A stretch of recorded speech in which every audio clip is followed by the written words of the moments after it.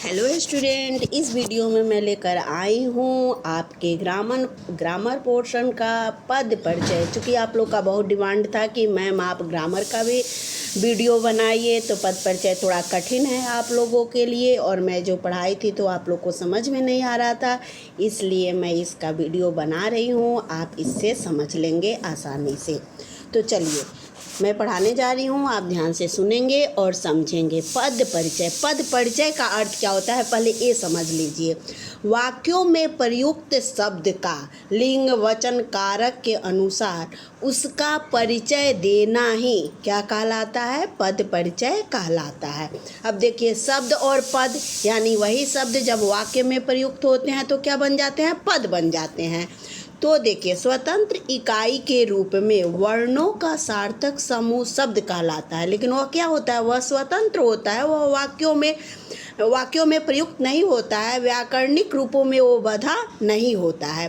कोश में छपे शब्दों को शब्द कहते हैं, यानी शब्द कोश देखते हैं, किंतु जब यही शब्द वाक्य में प्रयुक्त किए जाते हैं तो वे स्वतंत्र नहीं रहते। कौन, ये शब्द जब वाक्य में प्रयुक्त कर दिया जाता है तो वह स्वतंत्र नहीं रहते हैं, वह व्याकरणिक रूपों में क्या होते हैं, बध जाते हैं। लिंग वचन आदि के अनुरूप कारकीय विभक्तियों से युक्त शब्द पद बन जाते हैं। वाक्य के अन्य पदों से जुड़ जाते हैं, जैसे लड़का एक शब्द, किंतु जब हम कहते हैं लड़का क्रिकेट खेलता है, लड़के क्रिकेट खेलते हैं, लड़कों ने क्रिकेट खेला है, यानी एक वचन में लड़का, बहुवचन में लड़के। यहाँ रूप क्या हो गया, वाक्य में बदल गया और इसका शब्द क्या है, लड़का। अब लड़कों क्रिकेट खेलो, इसी तरह खेलो, इन वाक्यों में प्रयुक्त लड़का, लड़के, लड़कों, लड़कों, यहाँ देखिए बहुवचन शब्द पद बन गए हैं। ये वाक्य में प्रयुक्त होकर व्याकरणिक रूप में कर्ता का काम कर रहे हैं। अब देखिए, शब्द मालूम ही है कि शब्द किसे कहते हैं, तो स्वतंत्र इकाई के रूप में वर्णों के सार्थक समूह को शब्द कहलाता है। और शब्द के भेद, तो शब्द के भेद आप 5th से 8th तक पढ़े ही थे कि शब्द के जो भेद होते हैं वो 4 आधार पे होता है, उत्पत्ति के आधार पे, रचना के आधार पे, अर्थ के आधार पे, प्रयोग के आधार पे। लेकिन ये जो पद होता है, इसमें शब्द का जो मेन चीज़ होता है वो होता है परिवर्तन के आधार पर, इसी को कहते हैं प्रयोग। आप पढ़े हैं, प्रयोग के आधार पे शब्द के 2 प्रकार होते हैं, कौन कौन से, विकारी और अविकारी, वही प्रयोग या परिवर्तन। अब देखिए, पद का ये पद है, ये क्या है, ये अविकारी है, और ये क्या है, ये आपका विकारी। तो विकारी में आप सभी जानते हैं कि लिंग वचन काल के अनुसार इसमें क्या होता है, परिवर्तन होता है। विकार का मतलब ही होता है परिवर्तन। और अविकारी का मतलब ही होता है कि किसी तरह का कोई व्यय नहीं। अविकारी का मतलब कि व्यय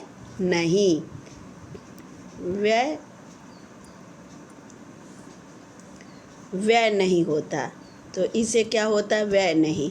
तो ये क्या कहलाता है, आपका अविकारी कहलाता है।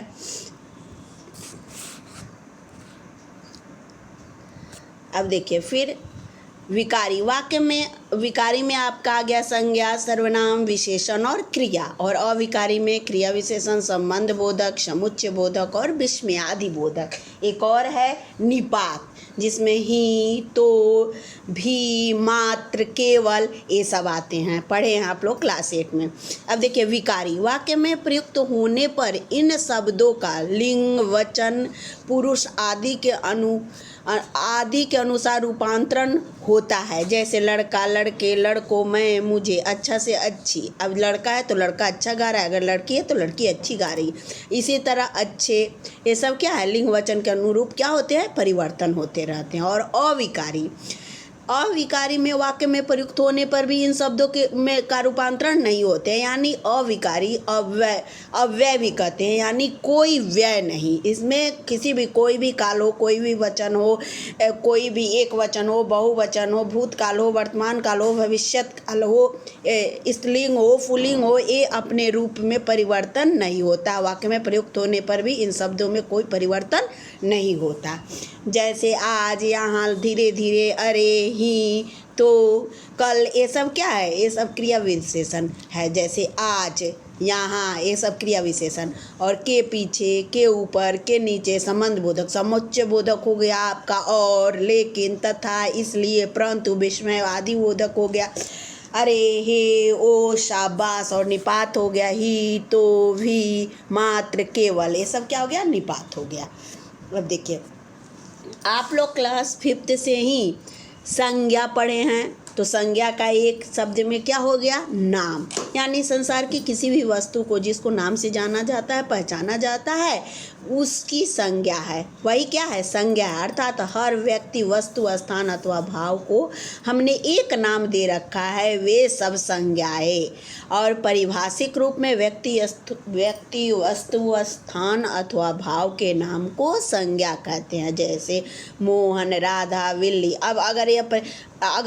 अब ये देखिए, अगर पद परिचय में अगर बिल्ली, जैसे बिल्ली घास, बिल्ली दूध पी रही है, तो ये बिल्ली क्या हो जाएगा आपका, पद परिचय देना रहेगा। तो बिल्ली क्या हो गया, एक वचन, स्त्रीलिंग हो गया, और कर्ता कारक हो गया। क्या कर रही हो, काम कर रही है, तो क्रिया की कर्ता। तो इसी तरह ये क्या हो गया, इसका परिचय हो गया, इस पद का परिचय। आप जब समझ लेंगे तो आपको बहुत ही आसान लगेगा, कोई दिक्कत नहीं है, और इसे मुझे ज़्यादा पढ़ाने की ज़रूरत नहीं है। संज्ञा के वेद, तो संज्ञा के 3 वेद प्रमुख रूप से होते हैं। कौन कौन से होते हैं, व्यक्तिवाचक, जातिवाचक, भाववाचक।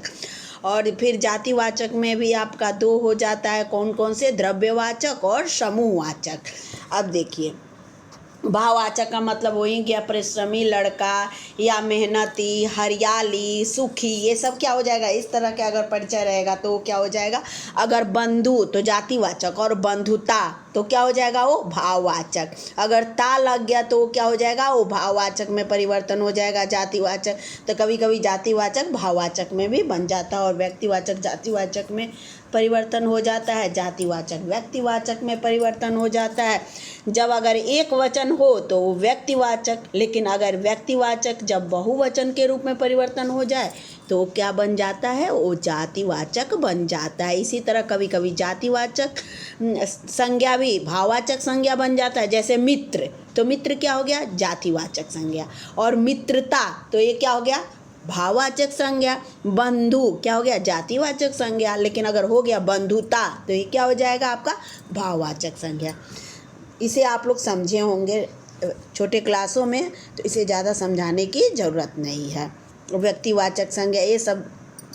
जातिवाचक संज्ञा में क्या क्या होता है, एक व्यक्ति विशेष का नाम स्थान से बोध न कर, किसी व्यक्ति विशेष का स्थान या नाम से बोध न कराकर अगर समस्त जाति का बोध हो तो उसे क्या कहते हैं, जातिवाचक। जैसे अगर जानवर, फिर आपका गाय, लाल गाय, तो व्यक्तिवाचक।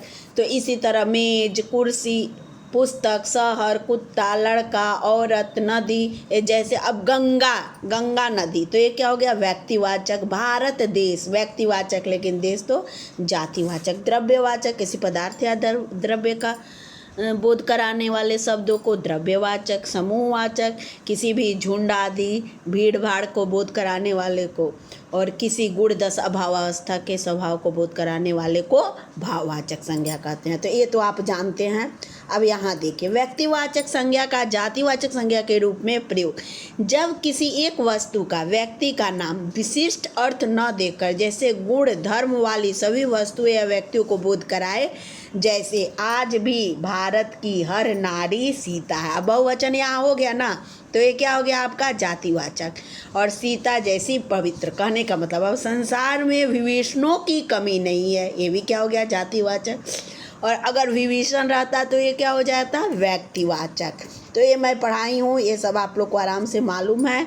ये लिंग संज्ञा के विकारक तत्व में क्या आ जाएगा आपका, लिंग आ जाएगा।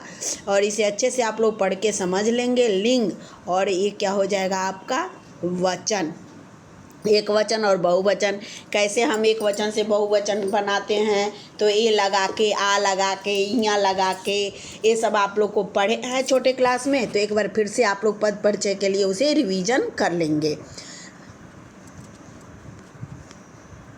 जैसे अब नित्य एक वचन, जैसे ये हमेशा, जनता बहुत ज़्यादा है लेकिन फिर भी ये हमेशा एक वचन में रहता है। भीड़, वर्षा, आग, पानी, वायु, ये सब क्या है, हमेशा एक वचन में ही प्रयोग किए जाते हैं। अब कुछ एक वचन संज्ञाओं को बहुवचन बनाने के साथ गण, वृंद, लोग, ये तो छोटे क्लास में आप लोग पढ़ लिए हैं। अध्यापक गण, विद्यार्थी वृंद, विद्वान लोग, ये सब मालूम है। भाववाचक संज्ञा जैसे प्रेम, सच्चाई, झूठ, यौवन, यह सब क्या है, भाववाचक संज्ञाएं हैं। अब देखिए क्या मेन परिचय किसका किसका करना रहता है, तो संज्ञा में आप किसका किसका परिचय करेंगे। मैं जो लाइव क्लास अटेंड किए थे वो तो अटेंड करने वाले जानते हैं कि क्या होता है। अब संज्ञा में उसका भेद कौन है, व्यक्तिवाचक है कि जातिवाचक है, समूहवाचक है कि द्रव्यवाचक है कि भाववाचक है, ये सब। उसके से क्या, लिंग कौन सा है, फिर वचन, एक वचन है कि बहुवचन है, फिर कारक यानी उसका कौन सा संबंध है। वाक्य में संज्ञा के साथ, संज्ञा और सर्वनाम के साथ क्रिया का उसका क्या संबंध है। तो कारक कर्ता कारक है, कर्म कारक है कि करण कारक है कि अपादान कारक है। तो ये कारक के बारे में भी आपको जानकारी रखना बहुत ज़रूरी है। तो जो बच्चे कारक नहीं ढंग से समझ पाए हैं, नहीं जानते हैं, वे अपने प्रीवियस क्लास के 8 के बुक से आप उसे कारक को पढ़ेंगे। कारक का मतलब ही होता है करने वाला, अर्थात क्रिया को पूरा करने में योगदान देने वाला। वाक्य में प्रयुक्त संज्ञा या सर्वनाम पदों का क्रियापद के साथ निश्चित संबंध होता है, अथवा ऐसे भी कर सकते हैं, संज्ञा सर्वनाम पदों का वह रूप जो उसका संबंध क्रिया के साथ बनाता है, क्या कहलाता है, कारक कहलाता है। उस पर सग मालूम ही है, 8 होता है। जैसे यहाँ पूरा दिया हुआ, पढ़ लेंगे। कर्ता ने कर्म को करण से संप्रदान के लिए, करण से संप्रदान के लिए, संप्रदान और कर्म कारक में अंतर। संप्रदान जब किसी को दिया जाता है, को कभी कभी परसर दोनों में होता है। जैसे मालती गाय को घर ले गई, तो ये क्या हो जाएगा, एक कर्म कारक हो जाएगा। और फिर मालती गाय को भूसा देती, यानी किसी को दे रही है, तो ये क्या हो जाएगा, ये आपका संप्रदान कारक हो जाएगा। जब किसी को कुछ दिया जाता है तो संप्रदान कारक। और कर्म कारक में कर्म किया जाता है। अपादान, ये आप लोग पढ़े हैं और अच्छे से इसे समझ लेंगे, ज़्यादा इसे पढ़ाने की ज़रूरत नहीं है। संबोधन हे हरि, ये आपका पार्ट 1 आप पद परिचय का आज मैं पढ़ा दी। पहले आप लोग को पूरे व्याकरण को आपको समझने होंगे। संज्ञा आज मैं पढ़ा दी, संज्ञा के बाद लिंग, वचन और कारक। अब वाक्यों में प्रयुक्त होने पे इसकी जानकारी आप लोग को बहुत ज़रूरी है, तभी आप समझ पाएंगे कि एक वचन है कि बहुवचन है, स्त्रीलिंग है कि पुल्लिंग है, और कारक के साथ इसका कौन सा संबंध है। जब समझ में आ जाएगा तो आप लोग को पद परिचय भी बहुत आसान लगने लगेगा। That's all. पार्ट 1 यहाँ मैं ख़त्म करती हूँ, फिर लेकर आऊँगी पार्ट 2 के साथ इसके आगे के भाग को।